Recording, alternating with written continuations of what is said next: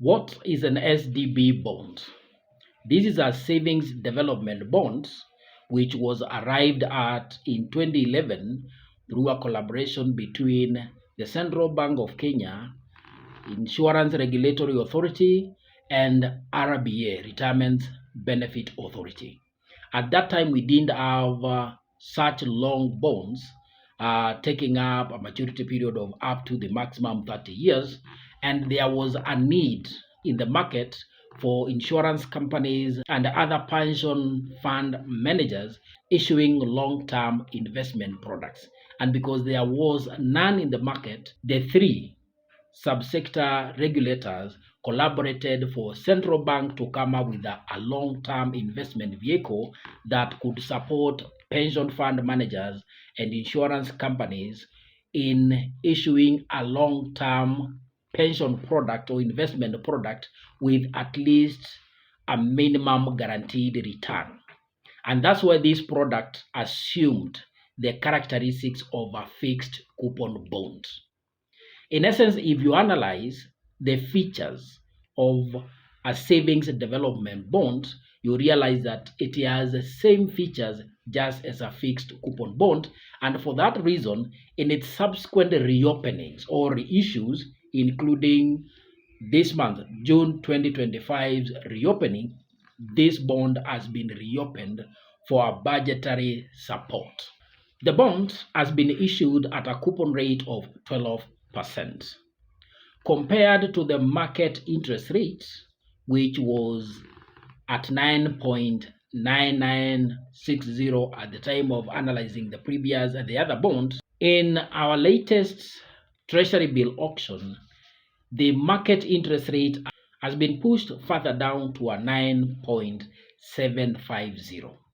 Compared to the coupon rate for this bond at 12%, this bond is giving you a yield that is way above what is in the market, and that also places our previous analyzed bond in this June auction, the FXD1 2020-15, at a coupon of 12.75%, also way above what we have as the market interest rate, as measured by the 364-day treasury bill. That in essence, looking at comparing that with the prevailing market yield, then these two instruments will automatically now be issued at a premium and not a discount. The bidding period for you to take advantage of the June auction for this particular bond, the SDB1 2011-30, you are required to place your bid from 10th of June up to 18th of June 2025, and therefore you have an average of about a week to place your bid. And if successful, the auction will take place on 18th of June 2025, and immediately thereafter the results will be issued. The prospectus provides that the results be accessed through the DAO ZSD transaction tab on Friday of 20th June 2025, but currently, because the auction is automated, we are getting our results immediately after the auction, and therefore the results will be available immediately from the auction on Wednesday 18th June 2025, all the way to Friday 20th 2025. That also gives you an extended payment window, where after the results you have all the way up to 23rd June 2025, which will be on a Monday, to arrange for payment of your successful bids. If you take an example of a person who has invested $1 million in this bond, this coupon is subject to a tax or a withholding tax of 10%. The reason is that the bond, being of a nature of a fixed coupon bond, it attracts a reduced withholding tax rate of 10% because of its extended maturity period of over 10 years.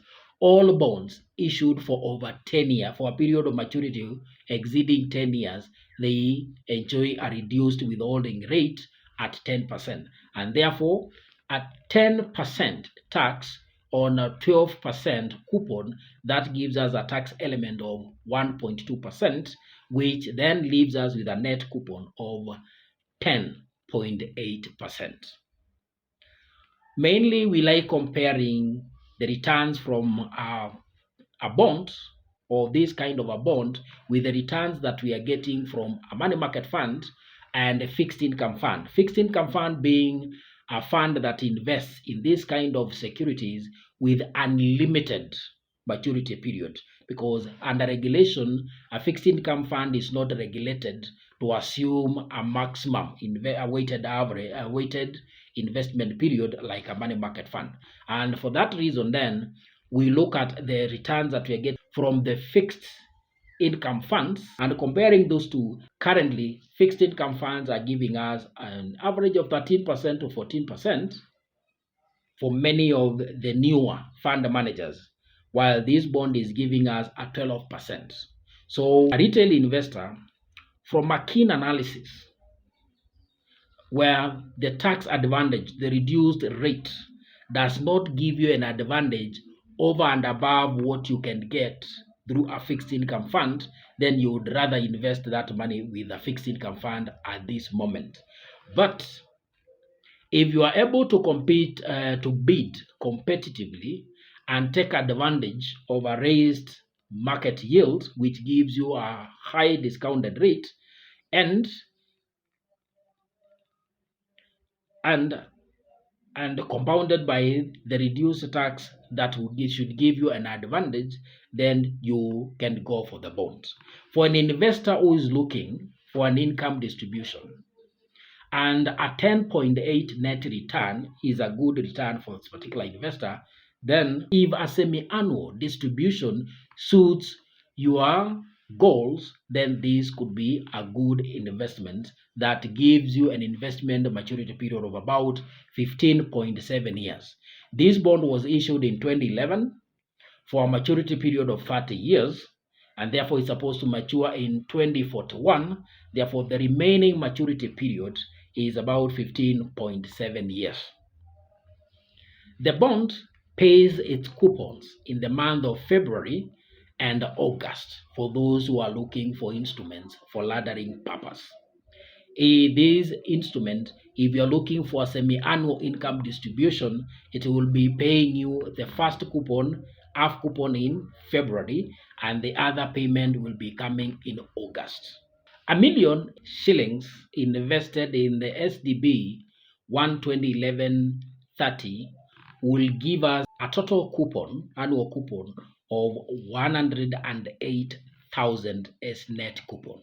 And that means that the investor will get a 54,000 coupon payment in February, and the second payment will be paid in August yearly for the next 15.7 years. It's very important for retail investors who are building their fixed income portfolios to consider another alternative investment platform to use for compounding your coupons.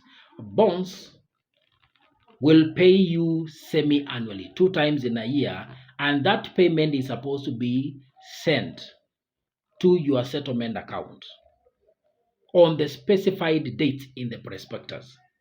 If that income that has been sent to you at that time for the purpose of building your portfolio for a long-term investment, any long-term investment that you're making, all the incomes from that investment are supposed to be reinvested.